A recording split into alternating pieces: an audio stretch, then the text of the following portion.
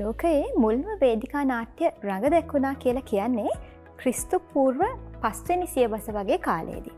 ඒ කාලයේදී නාට්‍ය රඟ දැක්වුණේ එල්ලි මහනේ. එතකොට ස්වභාවික ආලෝකය භාවිතා කරා සවස් කාලයේදී සමයි නාට්‍ය පෙන්වුවේ. ඊට පස්සේ ඔබ දන්නවනේ පෙරාදෙනියේ වල කියලා කියන්නේ එලිමහන් රංගහල වගේ රංගභූමි නිර්මාණය වුණා. ඒත් පහලක් තිබුණේ නැහැ නිසා ස්වභාවික ආලෝකය උපරිමව භාවිතා කළා. හැබැයි දැන් වෙද්දී ලෝකයේ සහ ලංකාවේ වේදිකා නාට්‍යවලට වේදිකා එක ඉවෙන්ට්ස් වලට ආලෝකකරණය කියන්නේ නැතිවම බැරි නිර්මාණශීලී සංකල්පයක් වෑයමක් බවට පත් වෙලා තියෙනවා. අද උදායිර සහෘදයා සම්මානිත ආලෝකකරණ අධ්‍යක්ෂකවරයෙක් සහ රංගන ශිල්පියෙක් මේ උදායිර සහෘදයා. වයසින් පැසුණු මට නුඹ මේ පවසන්නේ මේ පැකිලි කෙටයාගේ ඕදන් පිළිපදින්න කියාද? මගේ වයස නොකියන්නේ මා කී බලන්න යුතු සත්‍යයක සිදුවන්නේ. කැරලිකම්වන්ගේ ද්‍රෝහී ක්‍රියා මහා විස්මුදුලින් පිළිගැනීම නිවැරදි ක්‍රියාවක්. මම රාජද්‍රෝහී වුණා. අර ගැහණිය පෙළෙන්නේ දරුණු මුතු රෝගයකින් නොවේද? ඔබ තීබ දේශයම එකම නොවුනක ඔබේ මතය. තීබ දේශය? එසේනම් තීබේට අවශ්‍ය ලෙසින්ද මානව පාලනය කළ යුතුයි. ඊර්ණය කරන්න ඔබ දැන් කවුද පුදා බාලකිසේ කතා කරන්නේ?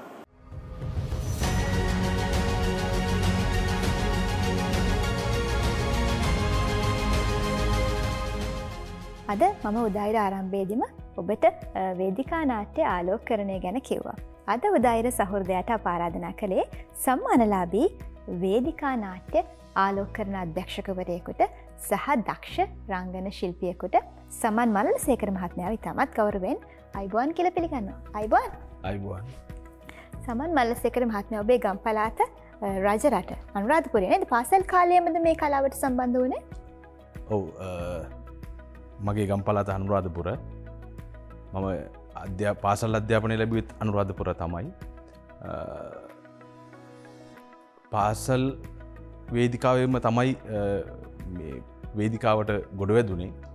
පාසලේ සාමාන්‍ය පෙළ කරන කාලෙත් මම වේදිකා රංගනයේ යෙදුණා. නමුත් උසස් පෙළ කරන කාලේ තමයි විෂයක් විදිහට මේ නාට්‍ය හරංකලාව කියන විෂය හදාරන්න පටන් ගත්තේ. ඒකත් එක්කලා තමයි මේ විෂයේ ගැඹුරු තැන් හොයන්න හදාරන්න අධ්‍යයනය කරන්න ආරම්භ වුණේ. එතකොට වේදිකාවේ රංගනයට යමුනෙත් ඔය කියන උසස් පෙළ අධ්‍යාපනය ලැබෙන කාලෙම තමයි.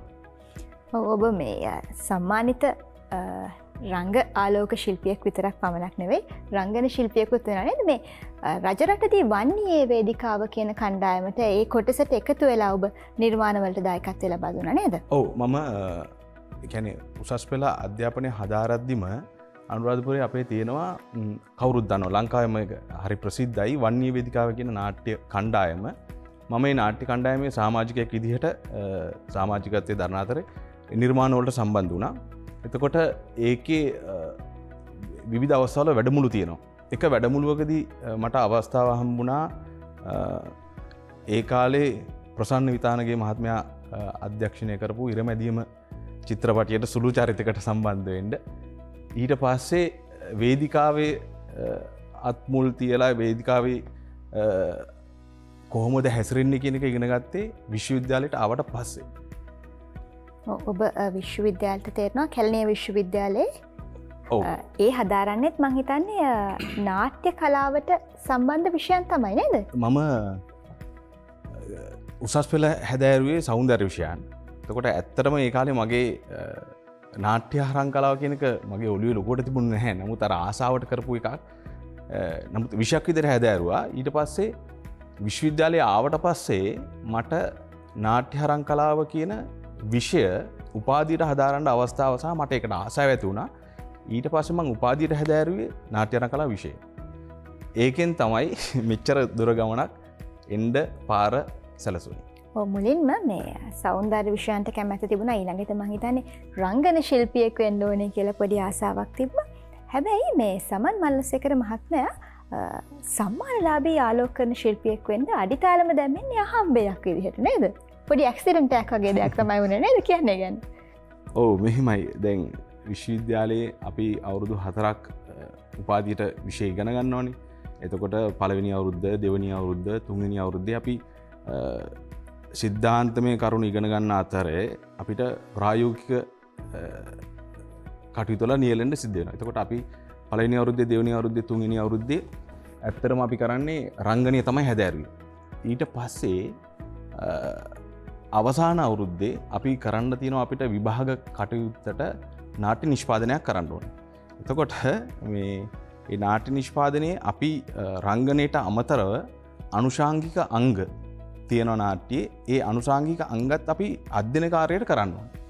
එතකොට ඔක අහම්බයක් කියලා කියන්නේ ඔය මීටින් එක නැත්තම් ඔක ඒ අනුශාංගික අංග ටික බෙදා දෙන අවස්ථාවේ මම හිටියේ නැහැ. එතකොට අපේ අනිත් අපේ ආචාර්යවරු ඊට පස්සේ අපේ අනිත් සහෝදරයෝ ඒ කට්ටියට පහසු සහ ආස දේවල් ටික බෙදාගෙන ඉවර වෙලා ඉතුරු වෙච්ච එක තමයි මට හම්බුනේ. ඉතින් එතකොට ඇත්තටම මට කිව්වට පස්සේ මෙහෙම ඔයා තමයි මේ වැඩේ රංගාලෝකයේ කරන්න කියලා මට බාර දුන්නාම මම එතකොට ඇත්තටම අපි යන අර මේ ධන රිනවත් දන්නේ නැහැ. ඒක තාක්ෂණික විෂයක්නේ. මේ කියන්නේ තාක්ෂණික 50% තාක්ෂණික 50% නිර්මාණාත්මක කාර්ය. එතකොට මේ අර මං කෝගේ ධන රිනවත් දන්නේ නැහැ. ඊට පස්සේ මම කරපු දේ දැන් මට බාර දුන්නානේ. මේක කරන්නත් ඕනේනේ. ඊට පස්සේ මම මේක ඉගෙන ගන්න තැන අපි ලංකාවේ නැහැ. නමුත් ඉතින් මේ විෂයට කොහේ හරි තැනක් තියෙන්න බෑ ඉගෙන ගන්න. ඒ නිසා ඒ තියෙන තැන් හොයාගෙන මම ගියා. ඒ තියෙන තැන් හොයාගෙන ගිහලා වේදිකාවේ රංගාලෝක කරන මීට අපිට ඒ කියන්නේ එතෙක් කරපු ශිල්පීන් හොයාගෙන ගිහිල්ලා ඒ ශිල්පීන් පස්සේ ගිහිල්ලා මේක මුල ඉඳලා අයන්න ඉඳලා ඉගෙන ගත්තා. ඊට පස්සේ තමයි ඉතින් මේකේ කොහෙද යන්න පුළුවන් පරතර කොහෙද කියන එක අවබෝධ කරගත්තා. ඊට පස්සේ ඒ මම කරපු පළවෙනි නිෂ්පාදනය කියන්නේ මම රංගාලෝකයේ නිර්මාණය කරපු පළවෙනි නාට්‍ය නිර්මාණයටම මට සම්මානයක් හම්බෙච්ච එක වාසනාවක්. මං හිතන්නේ අර හම්බෙන් සිද්ධ වුණු දේ ඔබට වාසනාව ගෙනාවා කියලා කිව්වොත් නිවැරදි. තවත් මේ සමන් මල්ලසේකර මහත්මයා ගැන කියද්දි තවත් විශේෂ දෙයක් මතක් කරන්න තියෙනවා. ඔබ අහලා තියෙනවද මේ වේදිකා නාට්‍යයක කෙනෙක් වේදිකා ආලෝකකරණයට සම්මානයක් අරගෙන ඒ වගේම වේදිකාවේ හොඳම සහාය නළුවට සම්මානයක් ගන්න අවස්ථාවක්. සමන් මල්ලසේකර මහත්මයා එහෙම අවස්ථාවකට මුණ දුන්නා. කියන්න අපිට ඒ ගැන. ඒකත් ওই නාට්‍යයම තමයි. ඒ කියන්නේ දැන් අපිට අධ්‍යයන කාර්යයක් විදිහට ඉස්සලාම අපි නාට්‍ය කරේ. ඊට පස්සේ ඒක විභාග කටයුතු ඉවරුනාට පස්සේ අපිට ඒකට ලකුණු හම්බෙලා ඒ වැඩ ටික ඉවරුනාට පස්සේ ඊළඟ අවුරුද්දේ අපි ඒක අපි කට්ටියම කතා වෙලා නාට්‍ය කණ්ඩායම සියලු දෙනා කතා වෙලා යෞවන සම්මාන නාට්‍ය වලට මේ නාට්‍ය දානවා තරඟ කරන්න. ඊට පස්සේ ඒ යෞවන සම්මාන නාට්‍ය වල 2007 දැම්මට පස්සේ දැන් විභාගෙදි කරේ අපි මේ රංගනය කරන්නත් ඕනේ. ඊට පස්සේ රංගාලෝකය කරන්නත් ඕනේ. දැන් ඕකේ ප්‍රායෝගික ඇත්තටම ලොකුම ප්‍රායෝගික ගැටලුව තියුණේ මට. දැන් කස්ටියුම් කරන එක්කෙනා ඒක කරලා ඉවරයි. ඊට පස්සේ මේකප් කරන එක්කෙනාටත් ඒ මොහොතේ කවුරු හරි සහායට අරගෙන මේ වැඩේ කරලා ඉවර කරන්න පුළුවන්. වේදිකාව පසුතල කරන එක්කෙනාටත් ඕක කරලා ඉවර කරන්න පුළුවන්. හැබැයි නාට්‍යයේ ඒ මොහොතේ නාට්‍ය තුන්වෙනි සීනුව නාද කරලා ආරම්භ වෙච්ච වෙලාව ඉඳලා නාට්‍ය අවසාන වෙනකන් රංගකාරයත් එක්කලා බද්ධ වෙලා තියෙන විෂයක් තමයි රංගාලෝකය කියන්නේ. එතකොට මට තිබුණු ගැටලුව තමයි මේ දෙකම කොහොමද කරන්න කියන එක. හැබැයි මම ඒක කරා. මොකද ඒ නාට්‍ය මට එක වාසියක් තිබ්බා. ඒ නාට්‍ය මම අන්තිම විනාඩි 45 තමයි මම රංගපාණ්ඩ යන්නේ. එතකන් විනාඩි 50ක් විතර මම ලයිට් කන්ට්‍රෝල් එක කියලා කියන්නේ ආලෝක පාලක පූර්වය ඉඳගෙන රංගාලෝකය මෙහෙවනවා. ආලෝකකරණය කරනවා. කරලා ඊට පස්සේ විනාඩි 5ක් තියලා ඉතුරු ටික මම රිහර්සල් කරලා තිබුණේ අපේ තව වෙන සහෝදරයෙකුට. එයාට අරක බාර දීලා මම විනාඩි 5කට කලින් යනවා වේදිකාව පිටිපස්සට ගිහිල්ලා චරිතයට ප්‍රවිෂ්ඨ වෙනවා. ඉතින් ওই දෙකටම සම්මානයක් හම්බුණා. සම්මාන දෙකක් හම්බුණා. හොඳම සහාය නළුවා සහ හොඳම රංගාලෝක නිර්මාණයට. ඒක තමයි දැන් මේ කිව්ව අවස්ථාව. ඔය ඉතා විශේෂ අවස්ථාවක්. මේ සමන්නාත් අපිට කියන්න මේ ආලෝකකරණය කියන කතන්දරයක්. දැන් අපි වේදිකා නාට්‍ය නරඹද්දී ආලෝකකරණය අවශ්‍යයි කියලා අපි දන්නවා. ආලෝකකරණයෙන් යම් දේවල් නිර්මාණාත්මක දේවල් එකතු කරනවා කියලා අපි දන්නවා. ඇත්තටම මේ වේදිකා නාට්‍යයක් වගේ දෙයකට ආලෝකකරණයෙන් මොකද්ද ලැබෙන වාසිය? මොන වගේ දේවල් වලටද ආලෝකකරණය භාවිත කරන්නේ? වේදිකා වේදිකා නාට්‍යයක් කියලා ගත්තොත් එහෙම දැන් අපි දැන් වර්තමානයේ වෙද්දී නම් ආලෝකකරණය ගොඩක් අර අපි කලින් ඔබතුමී කිව්වා වගේම මේ නර්තන ප්‍රසංග වලට ඊට පස්සේ විවිධ අවස්ථාවන් වලට නැත්තම් ඉවෙන්ට්ස් වලට භාවිතා කරනවා. වේදිකා නාට්‍යක රංගාලෝකය කිව්වොත් එහෙම දැන් මට වැඩි තියෙන මගේ සබ්ජෙක්ට් එක නිසා මම දැන් ඕක කියන්න පටන් ගත්තොත් එහෙම ලොකු පාඩමක් වලට ගන්නන්න වෙනවා. කවන්නේ මට අපි සරලව මේක බලන ප්‍රේක්ෂකයන්ටත් මේ ගැළපෙන විදිහට ඒක මම පැහැදිලි කරන්න. එතකොට රංගාලෝකය කියලා කියන්නේ අපි දන්නවනේ දැන් නාට්‍ය ඉතිහාසයට ගියොත් එහෙම ග්‍රීසියේ නාට්‍ය රංග දැක්ුවේ දවල් කාලයේ සූර්යාලෝකයෙන්. ඊට පස්සේ එතනින් මෙහාට ගත්තොත් එහෙම එලිසබෙතන් නාට්‍ය රංග දැක්ුවෙත් හවස් කාලේ. එතකොටත් සූර්යාලෝකය තමයි පාවිච්චි කරේ. ඊට පස්සේ 1879 තෝමස් අල්වා එඩිසන් විදුලි බල්බය හොයාගත්තට පස්සේ තමයි ඊට කලිනුත් ආලෝකය පාවිච්චි කරා. ඉටි පන්දන් එළියත් භාවිතා කරලා තියෙනවා. දැන් ඊට කලින් පාවිච්චි කරා. නමුත් මම මේ කියන තාක්ෂණික පැත්තට ආවේ තෝමස් අල්වා එඩිසන් විදුලි බල්බය හොයාගත්තට පස්සේ. නමුත් ඊට කලින් දැන් අපි ගත්තොත් එහෙම අපේ ලංකාවේ ඔය ගැමි නාටක ඊට පස්සේ එහෙම නැත්නම් ඔය සොකරි කෝලන් නාටකම් කියන ගැමි නාටක නැත්නම් ඔය සාන්තිකර්ම ඒ වගේ අවස්ථාවලදී තරංගය ආලෝකමත් කරලා තියෙනවා. එතකොට පන්දම් වගේ දේවල් ඒකට පාවිච්චි කරලා තියෙන්නේ පන්දම්. පන්දම් ආලෝකය තමයි ඒ සඳහා භාවිතා කරලා තියෙන්නේ. ඊට පස්සේ දැන් ඔය ලංකාවේ ගත්තොත් එහෙම නාඩගම් වගේ කාලෙ වෙද්දී අපි කියන්නේ අර මේ කිට්සන් ලාම්පු එහෙම නැත්නම් පෙට්‍රල් මැක්ස් ලාම්පු කියලා කියන්නේ. අන්නේ ඒකත් භාවිතා කරලා රංගය ආලෝකමත් කරලා තියෙනවා. ඊට පස්සේ ලංකාවෙන් පිටක අපි ගත්තොත් එහෙම ගෑස් භාවිතා කරලා ගෑස් වලින් ආලෝකය උපදවගෙන ඒක රංගය සඳහා පාවිච්චි කරලා තියෙනවා. විදුලි ආලෝකය එන්න කලින් ගෑස් ආලෝකය තමයි. එතකොට දැන් අපි දන්නවා තියෙනවා මේ එක රංගශාලාවක් ගිනි අරගෙනත් තියෙනවා. මේ ගෑස් ලීක් වෙලා. ඉතින් එහෙම කාලයක් පසු කරලා තමයි වර්තමානයේ වෙද්දී මේ තාක්ෂණීය දියුණුවත් එක්කලා මේ විදුලි ආලෝකය භාවිතය ඇවිල්ලා තියෙනවා. එතකොට මේක දැන් මේකේ තියෙන කෙරවලක් අපිට හොයන්න බෑ. මේක භාවිතා කරන එකේ කියන්නේ නිර්මාණාත්මක පැත්තත් එහෙමයි තාක්ෂණික පැත්තත් එහෙමයි. දැන් මේක ඇත්තටම තියෙනවානේ අර මම මුලින් කිව්වා වගේ තාක්ෂණික 50% තියෙනවා නිර්මාණාත්මක පැත්ත 50% තියෙනවා. එතකොට රංගාලෝක නිර්මාණ ශිල්පියෙක් මේ තමන් නිර්මාණයක් කරනවා නම් මේ දෙකම හරියට දැනගන්න ඕනේ. ඒ කියන්නේ ඇත්තටම නිර්මාණය කරන්න පුළුවන්. ඒක තාක්ෂණික පැත්ත එයා හරියට දැනගත්තොත් තමයි එයාට තමන්ගේ නිර්මාණය ඇත්තටම සාක්ෂාත් කරගන්න පුළුවන් වෙන්නේ. ඒ නිසා ඒ තාක්ෂණික පැත්ත ඒකයි මම අර කිව්වේ මුලදීම මම දනරිනවත් දන්නේ නැහැ ඒක ඉගෙන ගත්තා කියලා. ඉතින් ඉගෙන ගත්තු නිසා තමයි මේ මට පුළුවන් වුණේ මේක දැන් මම මගේ හිත ඇතුලේ හැදෙන නිර්මාණයේ මේ ඉමේජ් එක වේදිකාවේ කොහොමද මම ඒක ගොඩනගා ගන්න කියන එක අපිට කරගන්න පුළුවන් ප්‍රැක්ටිකලි දැනුම එන්නේ අර තාක්ෂණික පැත්ත අපි දැනගත්තට පස්සේ. ඒ නිසා ඒ තාක්ෂණික පැත්ත ඉගෙන ගන්න එකත් ඉතාම වටිනවා. එතකොට දැන් වර්තමානයේ වෙද්දී මේ වේදිකා ආලෝකය කියන එක ඉතාම දියුණු මට්ටමකට ඇවිල්ලා තියෙනවා. ලංකාවෙත් භාවිතා වෙනවා. ජාත්‍යන්තර විදිහට ගත්තොත් අපි ඇත්තටම දියුණු රටවල අපිට හිතා ගන්නවත් බැරි තැන් ඒ කට්ටිය ස්පර්ශ කරලා තියෙනවා. ලංකාවටත් මම හිතන්නේ තාක්ෂණය දැන්ට තියෙනවා නේද ඇත්තටම? තාක්ෂණය තියෙනවා. ඒ කියන්නේ මෙහෙමයි. තාක්ෂණය තියෙනවා කියලා අපිට පේන්න විතරක් තියෙනවා. තාක්ෂණය භාවිතා කරන්න අපහසුකම් නැහැ. ඒ කියන්නේ තාක්ෂණය තියෙනවා කියලා අපි දන්නවා අපිට කියන්නේ අපි හිතන්නකෝ අපි මොකද්ද ඉන්ටර්නෙට් එකේ සර්ච් කරලා බලපුවම ඒ තාක්ෂණය තියෙන දේවල් ටික අපිට ඉගෙන ගන්න පුළුවන්. හැබැයි අපිට ලංකාවේ තියටර් එකක් ඇතුලේ රංගශාලාවක් ඇතුලේ ඒවා භාවිතා කරන්න ඕන කරන පහසුකම් ටික නැහැ අතට. දැන් ලංකාවේ අත්තොත් එහෙම වේදිකාවක් හොඳ වේදිකාවක් කොහෙද තියෙන කියලා ඇහුවොත් අපිට ඕන කෙනෙක්ගෙන් ඇහුවොත් අපි කියන්නේ එක්කෝ ලයනල් වෙන්ට් එක දැන් පොඩ්ඩක් තියෙනවා එල්ෆීස්ටන් එක ඒ වගේ ඊට පස්සේ ගත්තොත් එහෙම දැන් ඔය නෙළුම්පොකුණ රංගශාලාව ඒ වගේ රංගශාලා 2-3ක් විතරනේ. එතකොට නාට්‍යයක් පෙන්වන්න උචිතම රංගශාලාව මොකක්ද කියලා ඇහුවොත් කියන්න තියෙන්නේ ලයනල් වෙන්ට් එක තමයි.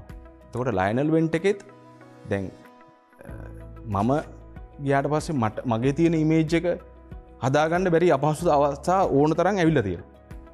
හරිද? එතකොට ඒකට අපිට ඇඩ්ජස්ට්මන්ට් වෙනවා. එතකොට ඒ රංග ශාලාවට ගැලපෙන විදිහට අපි කරා අපේ ඔළුවේ තියෙන ඉමේජ් එකම නෙමෙයි ඉන්නේ. නමුත් අපි ඒක ගන්න උත්සාහ කරනවා. ඒක තමයි වෙන්නේ. හැබැයි ඉතින් ඔහොම නෙමෙයි ජාත්‍යන්තර අපි දැන් ඇත්තටම කියන්නේ අර මං කිව්වා වගේ අපිට ඉන්ටර්නෙට් එක බලන්න තියෙන්නේ. මේ මගේ යාළුවෙක් ගිහිල්ලා ආවා වේදිකා නාට්‍යයකට යුරෝප් ටුවර් එකක්. ඒ ගිහිල්ලා ආවට පස්සේ වේදිකාවේ මේ හිටගෙන ඉවරලා කවුන්ට් එක දුන්නාට පස්සේ දැන් නයිට් මූඩ් එකක් කිව්වට පස්සේ වේදිකාවේ හැදෙනවා ඒක. හරිද? එහෙම එකක් ලංකාවේ තාම නැහැ. එතනට ඇවිල්ලා නැහැ. ඉතින් අර ඒ තරම් තාක්ෂණයේ දියුණු ලෝකෙ තිබුණාට ලංකාවේ ප්‍රායෝගිකව අපිට ඒක ක්‍රියාත්මක කරන්න අවස්ථාවක් තාම නැහැ. ඒක සහ ඉගෙන ගන්නත් අවස්ථාවක් නැහැ. ඒක තමයි ලොකුම තියෙන අර්බුදේ. නමුත් ඉතින් නිර්මාණාත්මක පැත්තෙන් ගොඩක් දුරට මේ අපිට ඒ කියන්නේ ඉමේජින් හදන්න පුළුවන්. ඒ නිර්මාණාත්මක පැත්තේ ඉන්නවා හැම කෙනෙක්ම වගේ. දැන් මමත් එක්කලත් අපි තාම වැඩ කරන රංගාලෝක ශිල්පීන් ඉන්නවා ලංකාවේ කීප දෙනෙක්. ඒ හැම කෙනෙක්ම මේ නිර්මාණාත්මක පැත්තෙන් ගොඩක් ඉදිරියෙන් ඉන්නවා. ඒක වටිනවා ඉතින්. සමන් මහත්මයා කිව්වා වගේ මේ අපේ උදායිර සහෘදයාට සම්බන්ධ වුණු බොහෝ වේදිකා නාට්‍ය සම්මානිත වේදිකා නාට්‍ය ශිල්පීන් කියව කාරණාවක් තමයි මේ හොඳ රංගශාලාවක් නම් අගනුවර විතරයි තියෙන්නේ. එතකොට ටිකක් අගනුවරින් දුර බැහැරට ගියාම රංගශාලා නැති ප්‍රශ්නයකුත් තියෙනවා. දැන් ඔබතුමාගේ කාරණාවේදී ඔබතුමාගේ වෘත්තියේදී රංග ආලෝකකරණය කියන දේ ගැන සමහරට හිතන්නවත් දෙයක් නැතුව මොකද හොඳ රංගශාලාවක් නැහැ කියන කතන්දරෙත් එක්ක ඔබ විශ්වාස කරනවාද මේ රංග ආලෝකය කියන දේ හැදෑරිය යුතු ශිල්පයක් කියලා? අපෝ අනිවාර්යයෙන්. ඒ කියන්නේ රංගාලෝකය නෙමෙයි. අපි ඕනම විෂයක් මොනම දෙයක් වුණත් අපි කරනවා ඒක යම් තාක් දුරට හැදෑරීමක් කළ යුතුයිනේ. එතකොට දැන් වේදිකා නාට්‍ය ශාස්ත්‍රයේ දැන් මම නියැලෙන රංගාලෝකය කියන එක අත නැත්තම් එහෙම නැත්තම් ඇඳුම් නිර්මාණය වේවා, අංග රචනය වේවා, වේදිකා පසුතල වේවා, සංගීතය වේවා, මේ ඕනම එකක් ශිල්පියෙකුට ශිල්පීය හැකියාව සහ දක්ෂතාවය තියෙන්න පුළුවන්. හැබැයි එයා ඒක හැදෑරීමක් කරන්නම ඕනේ. නැතුව මේක කරන්න බෑ.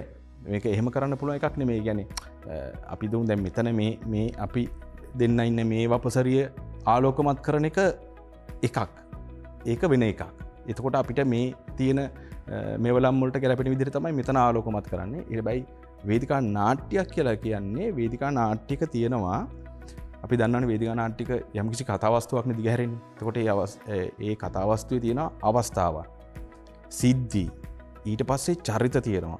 එතකොට මේ ඒ සිද්ධිවලට, ඒ අවස්ථාවන් වලට, ඒ චරිතවලට මොහොතින් මොහොත තප්පරෙන් තප්පරේ රංගාලෝක නිර්මාණ ශිල්පියා ඒ රංගකාරයත් එක්කලා බද්ධ වෙලා ඒක මෙහෙවන්න නම් ඉතාම ගැඹුරු හැදෑරීමක් සිද්ධ කරන්න ඕනෙමයි. මම දැන් ඊළඟට නාට්‍ය පුරාවටම සම්පූර්ණ අවධානය වැඩේට දෙන්න ඕනේ නේද? නිවැරදි සිහියෙන් ඉන්න ඕනේ. එක දශමකින් නාට්‍ය සම්පූර්ණ හරය ආලෝකකරණය වැරදුනොත් එහෙම වෙනස් වෙන්න පුළුවන්. ඒක තමයි දැන් මම අර කිව්වේ. ඒ කියන්නේ දැන් අපි කියනෝනේ නාට්‍ය කලාව කියලා කියන්නේ සජීවී කලා මාධ්‍යයක්නේ. එතකොට සජීවීව ප්‍රේක්ෂක ඉදිරියේ සජීවීව ප්‍රේක්ෂකයට පේන්නේ නළු නිළිය විතරයි. හැබැයි ඒ දක්වා එනකන් සෑහෙන පිරිසක් මේ නාට්‍යයත් එක්කලා වැඩ කරනවානේ. හැබැයි වැඩ කරලා අවසානයේ නාට්‍ය වේදිකා ගත වෙද්දී රංගශාලාවේ තුන්වෙනි සීනන ආද වෙච්ච මොහොතේ ඉඳලා නාට්‍ය අවසාන වෙනකන් සජීවී කලාවේ නළු නිළියොත් එක්කලා කියන්නේ හැම තප්පරයක්ම බද්ධ වෙලා ඉන්නේ රංගාලෝක නිර්මාණ ශිල්පියා. දශමයක්වත් එහෙම වෙන්න බෑ. උමත් ඒක නාට්‍යයට හානියක් වෙනවා. සහ අනිත් එක දැන් රංගාලෝක නිර්මාණ ශිල්පියෙක් අපි දන්නවනේ අධ්‍යක්ෂකවරයා තෙක්කලා ගනුදෙනු කරනවා. ඊට පස්සේ වේදිකා පසුතල, අංගරචනය, ඇඳුම් නිර්මාණය සහ සංගීතය ඔය කියන අනුසාංගිකයන්ගත් එක්කලා ගනුදෙනු කරනවානේ. එතනින් ඇත්තටම වැදගත් වෙනවා රංගාලෝක නිර්මාණ ශිල්පියෙක් අපි එකට කියනවා මේ කොම්පොසිෂන් නැත්තම් සංයෝජනය නැත්තම් හරියට ගැලපෙන්න ඕනේ. මොකද ඇඳුම් නිර්මාණයත්, අංගරචනයත්, වේදිකා පසුතලත්, රංගාලෝකයත් කියන මේ හතරම වර්ණත් එක්කලා තමයි ගනුදෙනු කරන්නේ. එතකොට ඒ නිසා එයා හරියට අනිත් අනුසාංගික අංගත් එක්කලා හරියට ගැලපෙන්න ඕනේ. ගැලපුණ නැත්නම් ඒක නාට්‍යයට හානියක් වෙනවා. එතකොට අධ්‍යක්ෂකවරයාත් එක්කලාත් ගනුදෙනු කරන්න ඕනේ. ඒ අදහස් ගන්න ඕනේ. තමන්ගේ හිතේ තියෙන ඉමේජ් එක නැත්නම් ඒ තියෙන විෂුවලයිස් ඒ ටික කොහොමද වේදිකාවේ නිර්මාණය කරන්න කියන එකත් අවබෝධ කරගන්න ඕනේ. අනිත් අනුසාංගික අංගත් එක්කලා ගැලපෙන්නත් ඕනේ. ඒක තමයි ඉතින් හදාරන්න ඕන කියන කාරණා ටික. එතන ටිකක් බරපතල රාජකාරියක් කියලා හිතනවා සමන් මල්ලසේකර මහත්මයා මේ සම්මානලාභී ආලෝකකරණ අධ්‍යක්ෂකවරයෙක් ඔහු සම්මාන ගණනාවක් Tamanගේ මුල්ම විශ්වවිද්‍යාලයේදී කරපු මුල්ම නාට්‍යයේ ඉඳන් සම්මාන ගණනාවක් විනා ගන්න සමත් වුණා. මෑතකදීම සම්මානයක් විනාගත්තා ප්‍රේමේ නගරය කියන වේදිකා නාට්‍ය වෙනුවෙන්. ඒ ගැන කියමු. ඔව් මෑතකදී කියන්නේ මේ 2021 අවුරුද්දේ රාජ්‍ය නාට්‍ය උල්ලේ හොඳම රංගාලෝකයේ සම්මානය හම්බුණා මේ ප්‍රේමේ නගරය කියන නාට්‍යයට. ඒක අධ්‍යක්ෂණය කරේ අසංක ගුරුසිංහ සහ ගයන් රන්දීර කියන අපේ සහෝදර දෙන්නෙක්. ඒකත් අපි අධ්‍යයනකාරයක් විදිහට කරපු වැඩක්. ඒකට සහභාගී වෙච්ච සීලූම ශිල්පීන් සහ නළුනියෝ මේ ඔක්කොම ආධුනිකයි.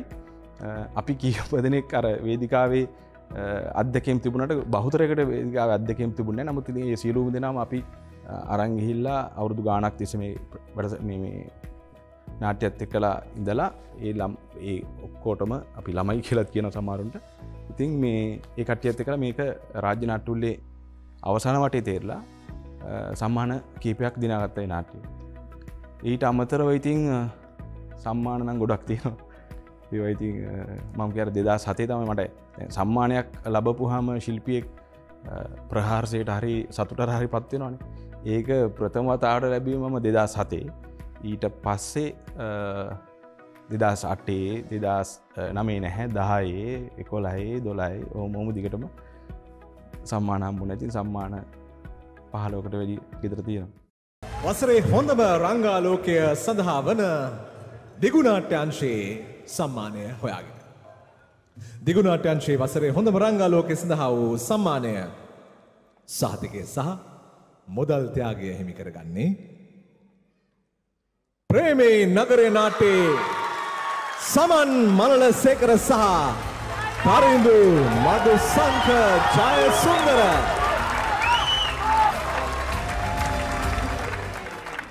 ප්‍රේමේ නගරය ආලෝකයෙන් නිර්මාණය කරමින් සම්මාන ලබන මොහොත.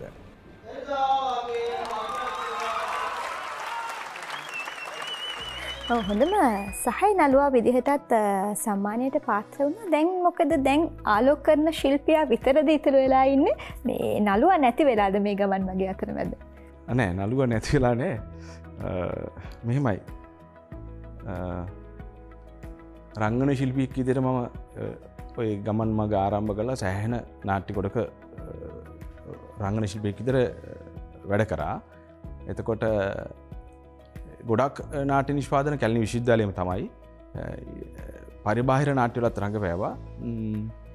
මෙහෙමයි රංගන ශිල්පියෙක් විදිහට ලොකු කාලයක් අපි ඒ සඳහා වැය කරන්න ඕනේ. එතකොට දැන් මට තියෙන ප්‍රශ්නේ තමයි මම මගේ වෘත්තිය වෙන එකක්. මම කලාව වෘත්තිය කරගත්තු මනුස්සෙක් නෙවෙයිනේ. එතකොට වෘත්තියත් එක්කලා ලොකු අරුබුදයකට මුහුණ පානවා. කලාව කරනවා නම් ඇත්තටම අර අපි කලින් කතා කරා වගේ හැදෑරීමක් එක්කලා ඒකට පේ වෙලා ඒකත් එක්කලාම ඉන්න ඕනේ. දැන් රංගන ශිල්පියෙක් කියලා කියන්නේ එහෙම කෙනෙක් වෙන්න ඕනේ. හැබැයි බහුතරයක් වෙන රැකියා කරන ගමන් කරනවා. නමුත් අර මට දැන් දෙක තුනක් කරන්න අමාරුයිනේ. එතකොට රංගාලෝක නිර්මාණ ශිල්පියෙක් විදිහට මම ගොඩක් නාට්‍යවලට රංගාලෝක නිර්මාණය කළා. එතකොට නාට්‍ය දර්ශන ලංකාව පුරා වේදිකාගත වෙවි ලංකාව පුරා යද්දි මම මේ නාට්‍යත් එක්කලා යන්න ඕනේ. ගොඩක් දුරට එහෙම ගියාම මාසේ දින ගොඩක් නිමාඩු දාන්න වෙනවා. ওই ප්‍රශ්නත් එක්කලා ඊට පස්සේ ආපහු නාට්‍ය රිහර්සල් කරන්න හරි නාට්‍යයකට සම්බන්ධ වෙන්න කාලය හොයාගන්න ටිකක් අමාරුයි. නමුත් ඉතින් අර මුල්ම කාලේ ඉඳලා 2000 මම හිතන්නේ අපි දැන් ඇත්තටම මේ ගිය අවුරුද්දේ සැප්තැම්බර් වල වෙනකම් නාට්‍ය දෙකක් රිහර්සල් කරලා නතර කරා මේ රටේ තියෙන තත්ත්වෙත් එක්කලා නතර කරා. නමුත් ඒකත් දැන් කොහොම හරි ආපහු රටේ තත්ත්වය යහපත් වුණාට පස්සේ නැවත මේ එන ඒ දෙකේ මම රංගන ශිල්පියෙක් විදිහට තමයි වැඩ කරන්නේ. මොකද කියන්නේ? අපිත් දනුමොනරේ රවුමක් යන්නේ. ලස්සන තැනක් තියෙනවා අර පෙන්න. පිස්සුදානේ ආරංචිනුත් එහෙම. හෙල්මට් දාගෙන යන්නේ. මේ ඔය කතාව ඉතුරු ටික කියන්නකෝ. ඔයා මෙන්න මේක ගෙදර ගෙනිහිල්ලා කියවන්න. හැම දෙයක්ම මන් රසවත්ව ලියලා තියෙනවා.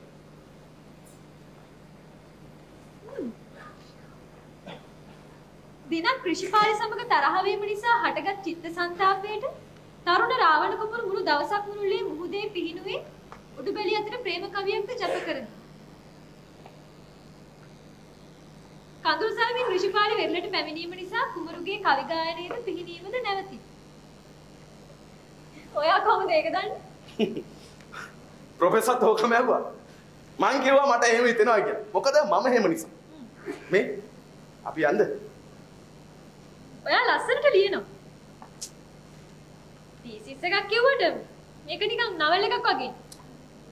නිලු අපි ජීවත් වෙනවා කියලා කරන්නේ ආදරය කරන්න උත්සාහ කරන එක.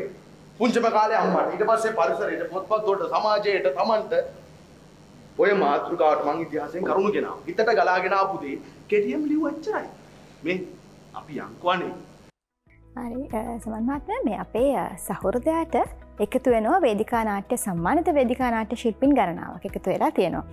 ඒ අය මෙතෙන්ට අවම කියන කාරණාවක් තමයි අපි හරිම කාර්යබහුලයි. අපි වෙන වෘත්තියක නිරත වෙන්නේ. හැබැයි වේදිකාව අතාරින්නේ නැහැ කියන කාරණාව. දැන් ඔබටත් ඔබ දැන් කලින් කියපු කතන්දරෙන් අපිට එහෙම හැඟීමක් තේරෙනවා. ඇයි අතර මේ වේදිකාව අතාරින්න හිතෙන්නේ නැත්තේ කොයිතරම් කාර්යබහුල වුණත් වැඩ රාජකාරී බහුල වුණත්.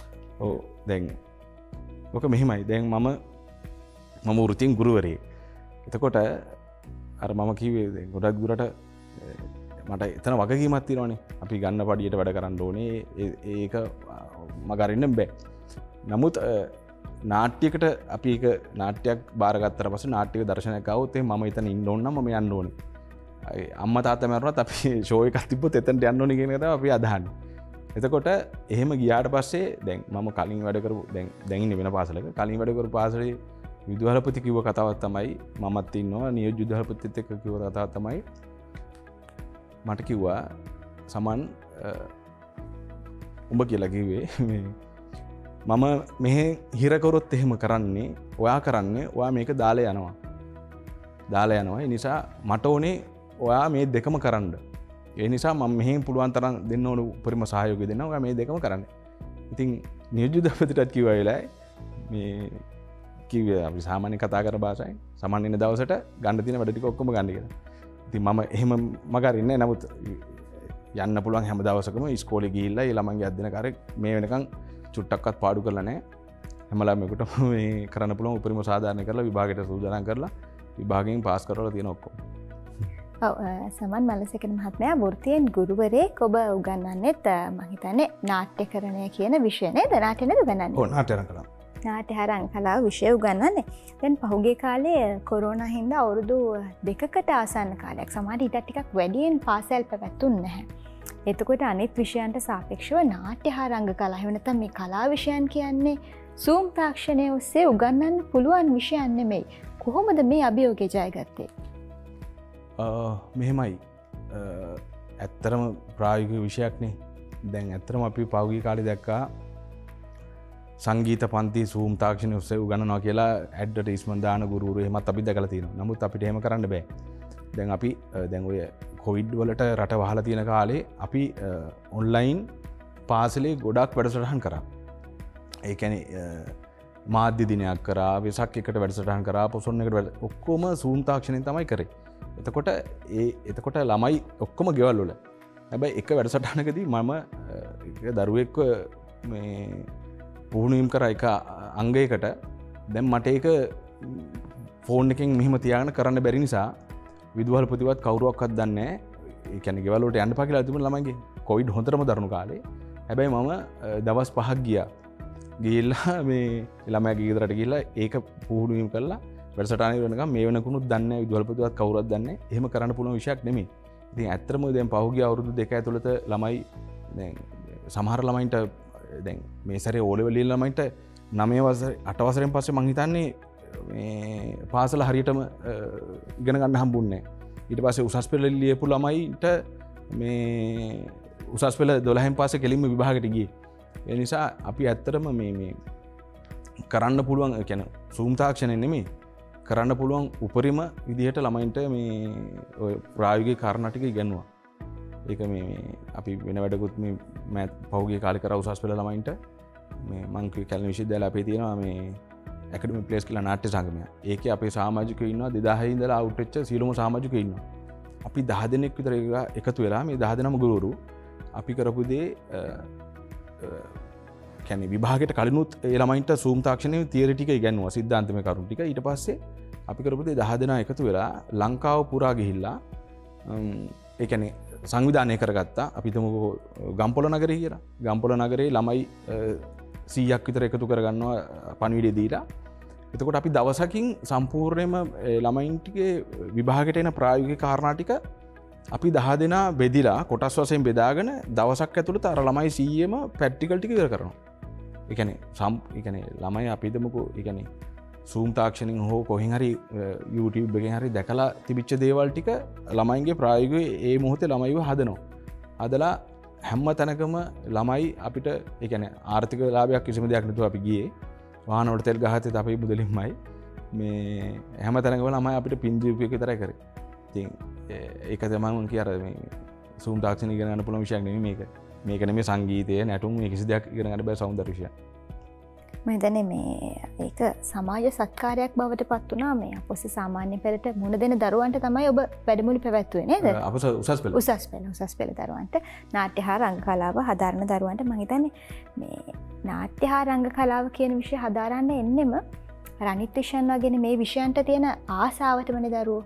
අනිත් විෂයන් වගේ නෙමෙයි මම මේකම කරන්න ඕන කියලා සමහරට ගෙවල් වලින් තියෙන මැසිවිලි නගන තත්ත්වය යටතේ තමයි දරුවෝ නාට්‍ය හා රංග කලාව තෝරගන්නේ. අපිට මේ ලංකාවේ වේදිකා නාට්‍ය පිළිබඳව ලංකාවේ මේ කලාව පිළිබඳව සුබවාදී බලාපොරොත්තු තියාගන්න පුළුවන් තරමේ දක්ෂ සහ මේකට කැපවීමෙන් වැඩ කරන්න පුළුවන් දරුවෝ ඉන්නවා කියලා ඔබට හිතෙනවද? ගුරුවරයෙක් විදිහට ඔබට දරුවෝ මුණ ගැහෙනවානේ. අපෝ ඉන්නවා. පාසල් දැන් අපිට ඇත්තටම පාසලේ ඉන්නේ ළමයි හම්බෙන් මේ මුණ ගැහෙන්නේ. එතකොට ඒ පාසලේ ඉන්නවා ඊටාම දක්ෂ ළමයි. ගොඩක් දක්ෂ ළමයි ඉන්නවා. හැබැයි වැඩේ තියෙන්නේ දැන් 6 වසරේ ඉඳලා මේ විෂය තියෙනවනේ. දැන් 6 වසරේ ඉඳලා සමහර ළමයි මෙහෙමයි. දැන් එනවා අපේ දැන් සමහර පාසල් වල තියෙන 10 වසරෙන්.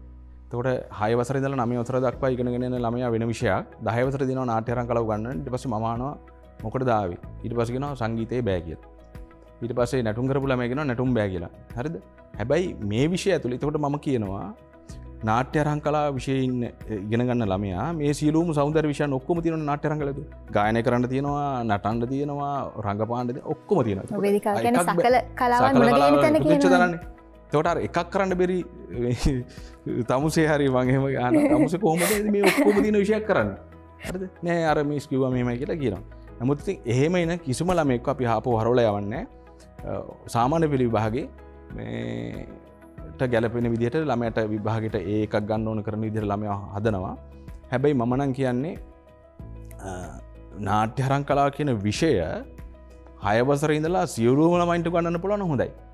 මොකද මේ මිනිස්සු අපි කියනවනේ දැන් දෙමව්පියෝ කියනවනේ මගේ ළමයා වෙන්න ඕනේ වෛද්‍යවරයෙක් එහෙම නැත්නම් ඉංජිනේරුවෙක් ඒ වගේ තෝරාගත්තු පාරවල් දෙක තුනක විතර ප්‍රමුඛතා වෘත්තීන් තියෙනවනේ නේද? ප්‍රමුඛතා වෘත්තීන් ගණනාවක් තියෙනවා. හැබැයි ඒ වෘත්තීන් වලින් හැදෙන වෘත්තිකයාව ආධ්‍යාත්මික විදිහට ගුණාත්මක භාවයෙන් යුත් පුරවැසියෙක් හදන්න නම් ඒ ළමයා 6 වසරේ ඉඳලා නාට්‍ය රංග කලාව අඩුම ගානේ සාමාන්‍ය පෙළ දක්වාත් ඉගෙනගෙන තිබුණොත් අනිත් මනුස්සයගේ හැඟීම් තේරුම් ගන්න පුළුවන් හොඳ ආධ්‍යාත්මික ගුණයෙන් යුත් යහපත් පුරවැසියෙක්. නැත්තම් දැන් ඇත්තටම දියුණු රටවල් වල කරන්නේ ඒක තමයි. දියුණු රටවල් වල කරන්නේ වෘත්තිකය හදන්න කලින් ආධ්‍යාත්මික පෝෂණයෙන් හැබි පුරවැසියෙක් හදන්නේ. ඊට පස්සේ තමයි වෘත්තිකය වුණු කරන්නේ. දැන් අපේ ලංකාවේ ඒක නෙමෙයි කරන්නේ අර තියෙනවනේ අපි දන්නවනේ 2-3 වසර වගේ ඉඳලම ශිෂ්‍යත්ව විභාගයට ළමයි ටික මේ මම නම් කියන්නේ තාරණයට පීඩනයට ලක් කරනවා දෙමව්පියෝ විශේෂයෙන් අම්මලා එකතු වෙලා ඊට පස්සේ 6 වසර ඉඳලා අරගෙන එනවා සාමාන්‍ය පෙළ විභාගය දක්වා ගෙනල්ලා ළමයාව හදන්න ඉතාම ආත්මාර්ථකාමී මානසිකත්වයෙන් එබි පුරවැසියෙක් මිසක් අර ආධ්‍යාත්මික අනිකාට උදව් කරන එහෙම කෙනෙක් නෙමෙයි. ඒ නිසා මේ නාට්‍ය රංග කලාව විෂය හදාරන ළමයෙක්ට ඇත්තට මේ මිනිස්සු තේරුම් ගන්න පුළුවන් එහෙම ආධ්‍යාත්මිකව මේ හැඩ ගැහෙන්න පුළුවන් මේ මානසිකත්වයක් පාසලෙන් හැදෙනවා. මේ කියන්නේ මෙහෙමයි උසස් පෙළ ඇත්තටම උසස් පෙළ කරන ළමයෙක් කරන්න ඕනේ තමන්ට වෘත්තීය විදිහට යන්න පුළුවන් මාර්ගය හොයා ගන්න ඕනේ. උසස් පෙළදී ඒ විෂය තෝරගත්තට කමන්නේ නැහැ. තමන්ට කරන්න පුළුවන් සෞන්දර්ය විෂයක් නම් ඒක නැත්තම් වාණිජ විෂයක් නම් ඒක විද්‍යා විෂයක් නම් ඒක තෝරගන්න තමන්ගේ අනාගත හදාන්න. හැබැයි සාමාන්‍ය පෙළ දක්වා ඉගෙන ගන්න ළමයෙකුට හැම ළමයෙකුට අඩුම ගානේ පාසලේ විදුහල්පතිවරුන්ට පුළුවන් නම් අවුරුද්දේ එක සැරයක් හරි මේ ඔක්කොම ළමයි ටික එකතු වෙලා මේ නාට්‍යයක් මේ සෞන්දර්ය වැඩවලට මේ ළමයි මාසයක් විතර මේ යොදවන්න අර දැන් සාමාන්‍ය තියෙනවනේ ක්‍රීඩා උත්සවය. ඒ වගේ අධ්‍යාපන අමාත්‍යාංශයෙන් මේවා කරලා මේ මාසයක් විතර මේ මාසේ සෞන්දර්ය විෂයන් විතරයි කරන්නේ. ඇත්තටම කරන්න පුළුවන් නම් ඔය හැංගිලා තියෙන ළමයින්ගේ තියෙන කුසලතාවයන් ඔක්කොම ටික එළියට එනවා. එහෙම කරොත් ඇත්තටම ඔය අර දියුණු රටවල මිනිස්සු මේ ඒ කියන්නේ වෘත්තික හදන්න කලින් මිනිස්සු හදනවා වගේ මේ අපේ රටෙත් කරන්න පුළුවන්. එහෙම වුණොත් ඇත්තටම මේ ගොඩක් මේ සමාජයේ යහපත් වෙයි. සමාජය වෙනස් කරන්න මේ වෙන මේ දේවල් කරන්න ඕනේ නැහැ ඇත්තටම. පාසලෙම තමයි කරන්න ඕනේ. ඉතාම වටිනා කතාවක්. මම හිතන්නේ මේ කියපු සංකල්පයක් වටිනා සංකල්පයක් වේවි සහ ඉදිරියේදී ඔබ කිව්වා වගේ විෂය නිර්දේශයට හෝ එහෙම නැත්නම් අධ්‍යාපන අමාත්‍යාංශයෙන් කල්පනා කරලා මේ විදිහේ දෙයක් කරાવી කියලා අපි බලාපොරොත්තු වෙනවා. අර ලංකාවට එහෙම නැත්නම් වෙනත් රටකට අවශ්‍ය සිස්ටම් චේන්ජ් එක කරන්න ඒ තරම් මහන්සි වෙන්න සිද්ධ වෙන එකක් නැති වෙයි. සිස්ටම් චේන්ජ් එකක් කියන්නේ මෙහෙමනේ වෙනසනේ. වෙනස කියලා කියන්නේ මේ සාමාන්‍ය තියෙන තත්ත්වය. ඒ සාමාන්‍ය තියෙන තත්ත්වයේ තේරුම් ගන්න පුළුවන් මිනිස්සෙක් හදන එක තමයි සිස්ටම් චේන්ජ් එක කියලා කියන්නේ. දැන් ඇත්තටම මේ මම පාසලේ විවිධ වැඩසටහන් කියන්නේ විෂය උගන්වන්නට අමතරව විෂය බාහිර වැඩසටහන් කරනවා. මේ දැන් මම මට හම්බෙච්ච කවියක් තියෙනවා.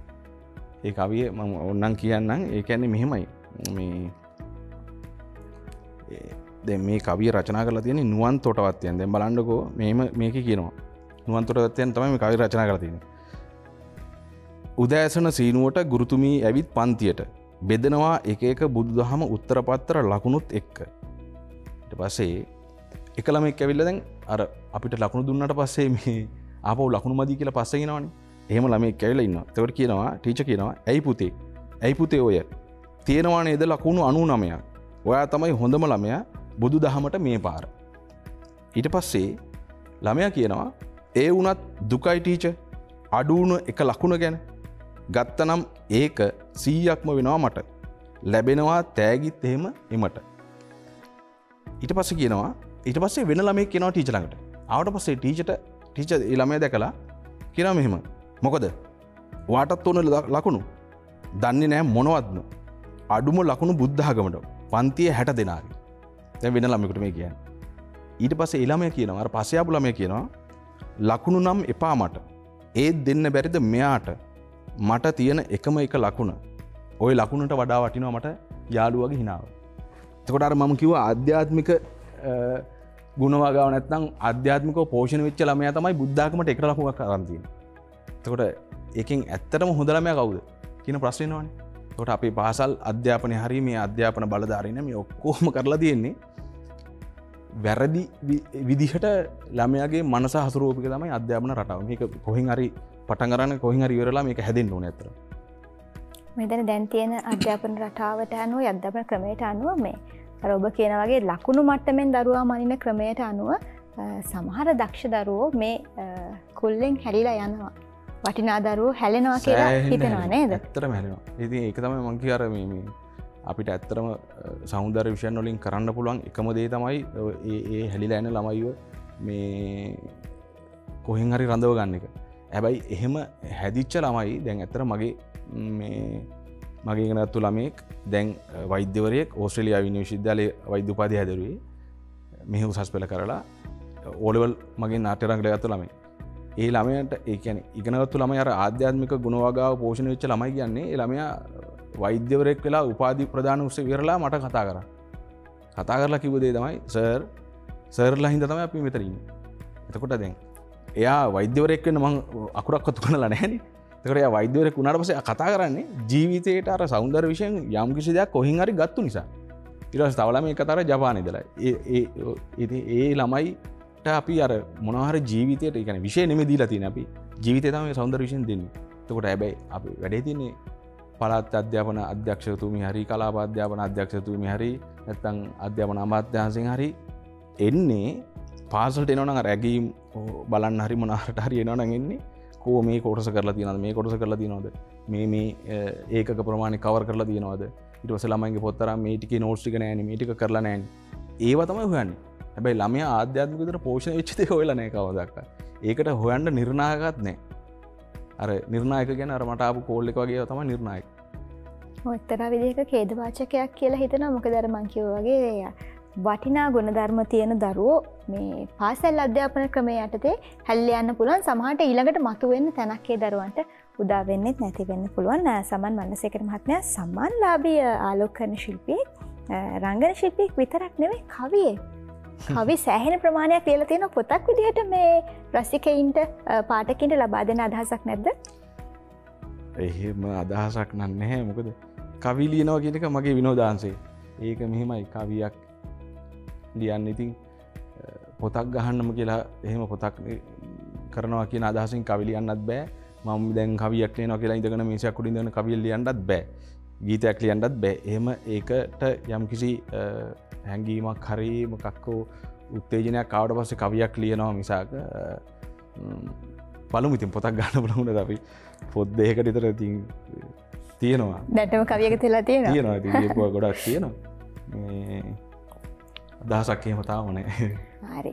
සමන් මල්ලසේකර මහත්මයා ඔබ වෘත්තියෙන් කරුවරයෙක්, වේදිකා නාට්‍ය ශිල්පියෙක්, රංගන ශිල්පියෙක්. ඉදිරි බලාපොරොත්තු මොන වගේ දලුත් ව්‍යාපෘති වලට සම්බන්ධ වෙලා ඉන්නවද? සම්බන්ධ වෙන්න බලාපොරොත්තු වෙමින් ඉන්නවද? ඉදිරි බලාපොරොත්තු කියන්නේ මෙහෙමයි. ගුරු වෘත්තියේ එක කොහොමත් අපි මගේ වෘත්තියෙන් ගුරු වෘත්තියේ දිගටම නියැලෙනවා. ඊට අමතරව ඉතින් අපි ඉගෙනගත්තු දෙයක් තියෙනවා නම් කාට හරි ඒක දෙන්න, ඒක තමයි අපි ගුරුවරයෙක් විදිහට තියෙන බලාපොරොත්තුව. ඊට අමතරව මගේ ශාස්ත්‍රය නැත්නම් මේ නාට්‍ය ෆීල්ඩ් එකේ රංගන ශිල්පියෙක් විදිහට රංගනයෙන් දායක වෙන්න පුළුවන් නිර්මාණ හම්බුනොත් දායක වෙනවා. රංගාලෝක නිර්මාණ ශිල්පියෙක් විදිහට දායක වෙන්න හම්බෙන හැම නිර්මාණයකටම දායක වෙනවා. ඒවත් එක්කලා වැඩ කරගෙන යනවා. ඉතින් ඊට අමතරව මම මගේම කියලා ආයතනයක් තියෙනවා. ඒකේ අධිපති හරි මොකක් හරි තනතුරක් දරනවා. මගේම ආයතනයක්. ওই ටික තමයි තියෙන්නේ. ඒ වල වැඩ ටික කරගෙන ඉන්නවා. ඔව්, ඒ සියලු බලාපොරොත්තු ඒ ආකාරයෙන් සඵල වෙන්න, ඔබේ සියලුම කටයුතු සාර්ථක වෙන්න කියලා උදායිර කණ්ඩායමේ අපි ප්‍රාර්ථනා කරනවා. බොහොම ස්තුතියි අපේ ආරාධනාව පිළිගෙන උදායිර සහෘදයාට සම්බන්ධ වුණාට. බොහොම ස්තුතියි මට ආරාධනා කළා මේ අවස්ථාව දුන්නාට. ඇත්තටම මේ අවස්ථාවෙන් මොකක් හෝ දෙයක් මේ සමාජයේ දරුදරියන්ට හරි දෙමව්පියන්ට හරි යම්කිසි පණිවිඩයක් ගියා නම් ඒක තමයි ඇත්තටම මගේ අරමුණ. චරණ ටීවී කණ්ඩායමටත් ඔබතුමීට සියලු දෙනාට ස්තුතිවන්ත වෙනවා අද අවස්ථාව ලබා දුන්නාට. නැවත ස්තුතියි. අයබෝන්. අයබෝන්. එහෙමනම් අපි උදායිර සහෘදයාට මේ රසවත් කතා බහට සමදෙනවා. ඔබට කියනවා උදායිර සමගින් දිගින් දිගටම රැඳී ඉන්න කියලා.